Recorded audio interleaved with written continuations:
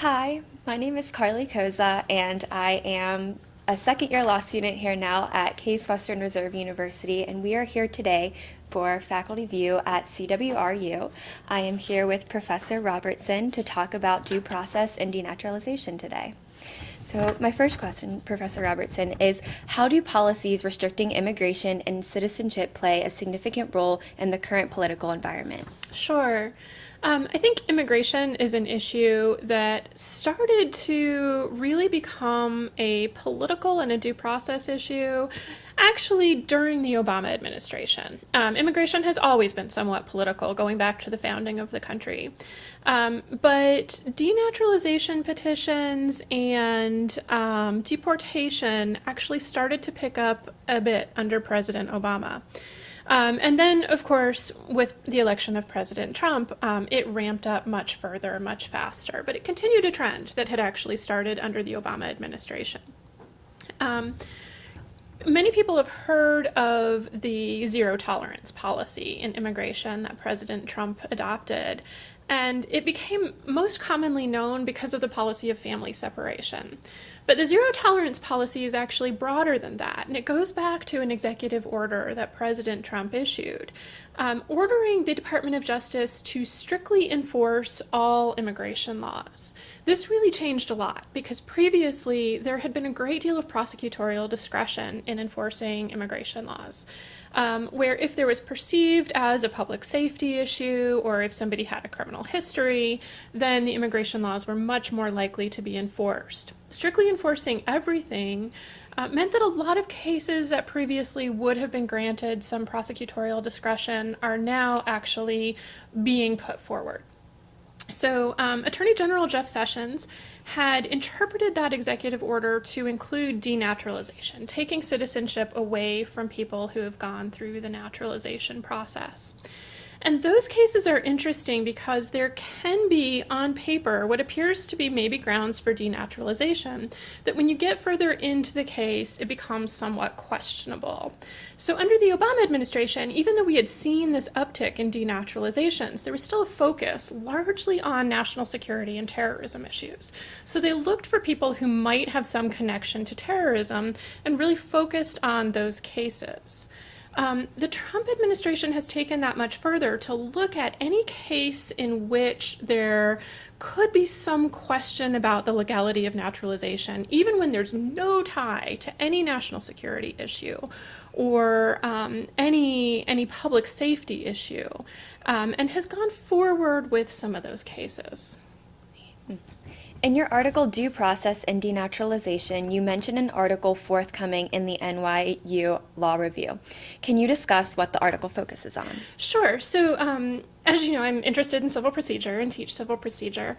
And so when I was looking at some of these denaturalization cases, my interest was in the procedure. How do these cases go forward? If we're looking at taking citizenship away from somebody, what are the mechanics by which we litigate that? And as I started to look at the litigation records in some of these cases, I became convinced that the procedures that work very well for ordinary civil litigation, so the rules of federal civil procedure that you've just spent the semester studying, they work pretty well for ordinary civil litigation. They don't work very well in terms of litigating citizenship. And there's a couple of reasons for that. One of the big ones is the lack of a statute of limitations in civil denaturalization cases. We're often litigating events that took place up to 30 years ago. So the historical record is not so clear. And then the other problem with it, in my view, is that we're litigating what's purely a question of status. Is somebody a citizen or are they not?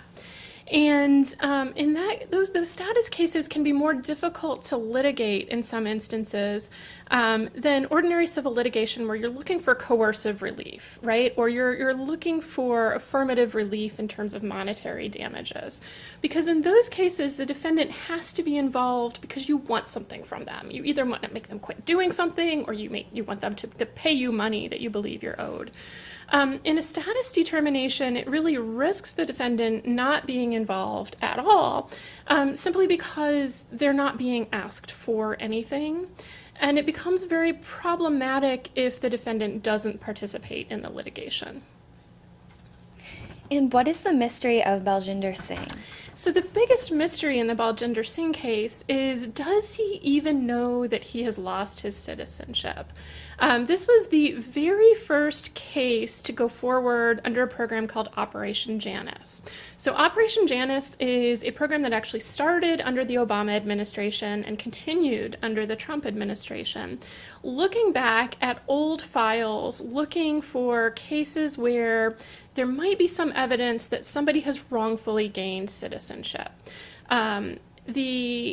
The availability of big data processes really led to the program. And in particular, what the program does is it digitizes old fingerprint records from decades ago to look for cases where there might be two files with the same fingerprint, suggesting that maybe somebody has engaged in identity fraud. So Baljinder Singh's case was the very first one to come out of that. And in 2017, the government finds or alleges that there were two separate immigration files, one under the name Devinder Singh and one under the name Baljinder Singh, both of which had the same fingerprint records. So under this policy of zero tolerance, the Trump administration actually filed a denaturalization petition alleging identity fraud. There was really very little other evidence of any kind of fraud other than these matching fingerprint records. So we don't know a lot about what happened in the original case in 1991, why there were matching fingerprint cards. It's possible that it's as simple as back in 1991, somebody put the wrong fingerprint card in the wrong file. Or we talk about in the paper, it's also possible that the initial interpreter who met Baljinder Singh when he first came to this country, he was a 16-year-old, he was claiming asylum, the original translator might have written his name down wrong, and that's why there's two separate folders. This is the kind of case that would never have gone forward under the Obama administration because there's no question, and there's no other question of criminality or national security risk in Baljinder Singh's file. He's got no criminal history, no ties to any terrorist organization. He's been a law-abiding, tax-paying citizen for decades. The only thing we have are these matching fingerprint records. And this is where I think we see some problems with the procedural aspects of how these cases get litigated. You studied service of process in civil procedure. Well, you know that under the federal rules of civil procedure, somebody can be served with process when the summons and complaint are left at their usual place of residence. The problem is in the Baljinder Singh case, where is his usual place of residence?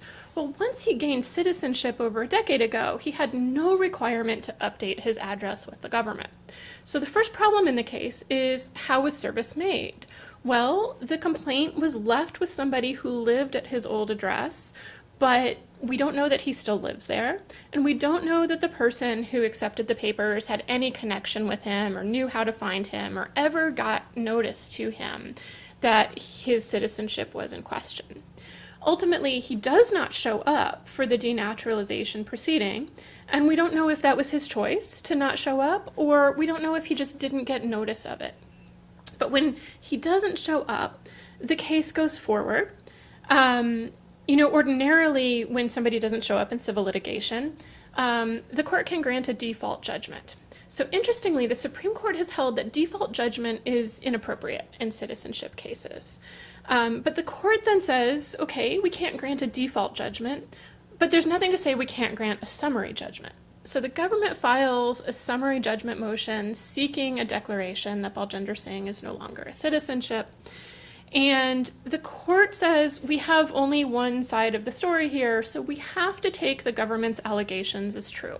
So the government is alleging this was intentional identity fraud, and there's nobody there to make the case on the other side. And so when there's no contradiction to that, the government says we're going to take that as true, and we're going to find that this was intentional, and therefore we are going to take Baljinder Singh's citizenship away from him. So he ultimately was denaturalized. When that happened, there was a great deal of news about it because he's the very first person to lose citizenship under this Operation Janis program. And one of the things we wondered about is, did he maybe hear about it in the news? No reporter was able to get a quote from him, suggesting that the reporters weren't able to make contact with him or find him. We actually searched in the public records to try to find out, did he actually live at that New Jersey address where he had been served? The public record suggested he had moved away more than a decade earlier, so we think he probably did not get those documents. And then how about the name Baljinder Singh? Wouldn't that give notice if somebody sees his name in the newspaper? Well, probably not in this case, because one of the interesting things here is that Singh was one of about 8,000 Punjabi Sikh refugees, asylum seekers in the late 80s and early 90s. As an article of faith, Sikh men take the name Singh, normally as their last name. So we looked in the public records to see how many people are named Baljinder Singh. Well, in just the New Jersey area alone, where this case went forward, there are 156 men named Baljinder Singh. So even if he saw it in the news, he might not have known that it pertained to him. So the mystery of the case is, does this man even know that his citizenship has been litigated and that he's lost citizenship? Now, you discussed that there's no statute of limitations, and you talked more about due process and notice, especially in light of his case. So I have one more question for you today. Going forward, how can we address this issue?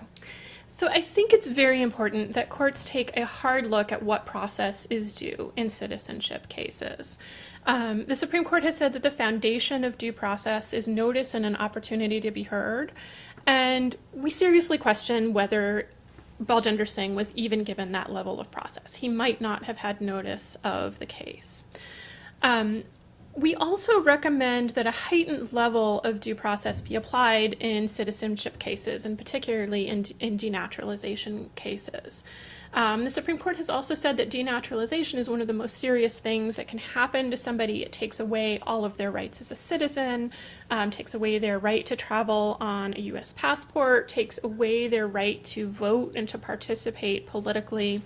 It is one of the most serious sanctions that the government can impose on somebody.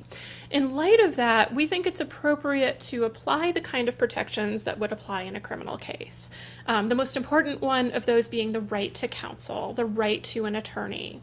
In the Baljinder Singh case, for example, we think that there are likely to have been some valid defenses that could have been brought to the citizenship case. An attorney could have helped make that case, but there was never that opportunity. Well, thank you so much for your time today, Professor Robertson. Thank you.